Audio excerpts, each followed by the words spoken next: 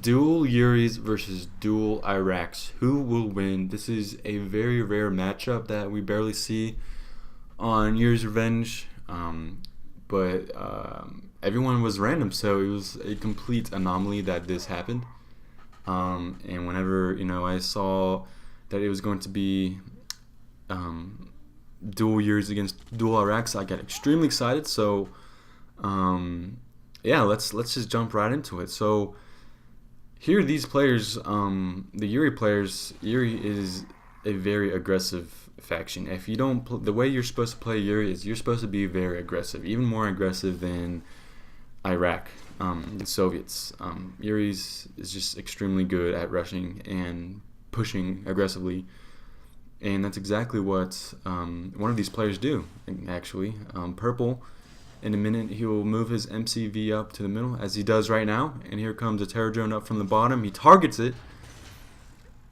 And yeah, that kind of just stalled the terror drone a little bit. Whenever you click on you command a unit to attack something, it's so annoying that the unit just stops for a split second and then it continues to go. Because sometimes that can just completely fuck over your entire plan. That split second delay can be like the game-winning kill, or just a blow, just a bust. But yeah, so Purple Yuri there was able to save his MCV. I don't know who any of these players are. They're all playing. I've never really seen these names before, but I mean, this was overall it was a decent matchup. I mean, if I was with Iraq and playing against two Yuris, I would be struggling a bunch. So here, Blue Yuri, he makes good use of those desolators. Now the purple Yuri turns around and throws down a Gatling cannon, which is the perfect response. Wow,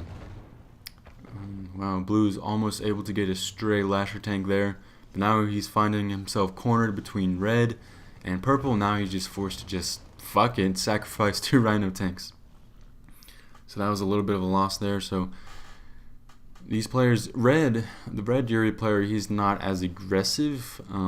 He is pretty smart. He plays a little bit reserved, but he's not as aggressive as Purple. Purple here, he deploys his MCV into his enemies' ore patches. Those are the future ore patches that the Soviet players are supposed to be capturing.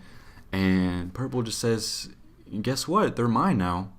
What you gonna do about it? And Blue sends over some Desolators. Desolator's very effective against Yuri until those masterminds come out, or whenever Yuri just deploys some of those psychic towers.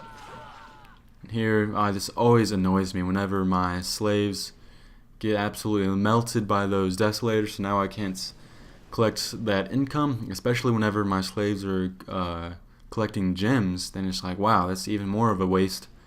Big loss of money there. So here we go. Blue coming in with some desolators. We got the first Magnetron out, now the second Magnetron out from Purple. Yellow's kind of joining forces with Blue here, almost going to double. Oh, now he's actually running away from Red. And Red able to capture a Rhino tank. Oh, and that Psychic Tower is able to capture, wow, two, maybe three Rhino tanks. My gosh. And a Flag Trike. Wow, that was... Wow. And these little things like this, you really need to harass Yuri in whichever way you possibly can. You need to, send dogs over to those miners, especially if they're mining gems. Take out those slaves, so now you won't, you'll be able to disrupt their constant flow of cash. Here, those desolators outrange the virus. The virus almost has to sacrifice herself in order to take out a desolator. So viruses really aren't the best for taking out desolators. Ooh, here we go. We have two desolators and a flak track being mind controlled. Oh, now this is going to be a big problem here. Blue needs to secure that patch of gems, or not gems, but just that patch of gold ore, or else he's going to be in huge trouble, because now that's the only ore patch that's available. And to Purple, it doesn't matter. He has plenty of ore patches, but for Blue, this is life or death. He needs to fight for this ore patch. Oh my gosh, and Purple not really making a good engagement there. He was able to scare off Blue there, but at the expense of his entire army. But now we got some floating discs here, uncontested. and yellow has one flak trap. That's not going to be enough.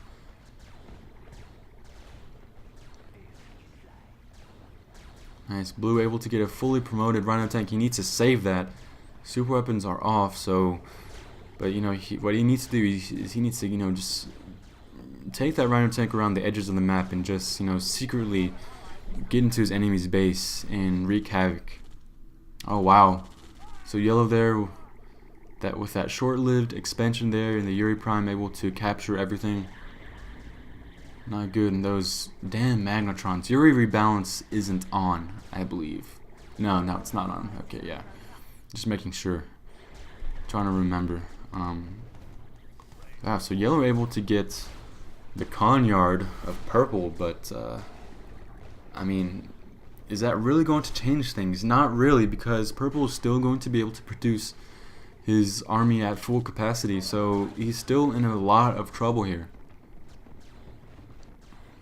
You can see he's running low on cash, and he just needs those gems. He can't pull out, but at the same time, it's like, what else is he going to mine off of? Oh! That Yuri Prime gets taken out by a drone. And now, honestly, I think it's just game. I mean, the second the Soviet players allowed purple to set up shop next to their nearest ore patch, it's just, you know, it creates a very awkward situation for the Soviet players. Now, blue with the sell-off, and looks like it will be a GG. Now, yellow here, probably going to be forced to sell things off, as one Yuri player is more than enough, but two Yuri players, my god, don't even try.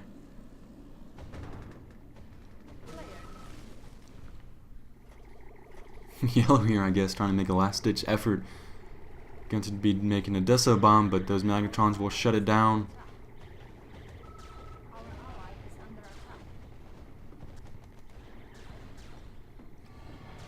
Good game.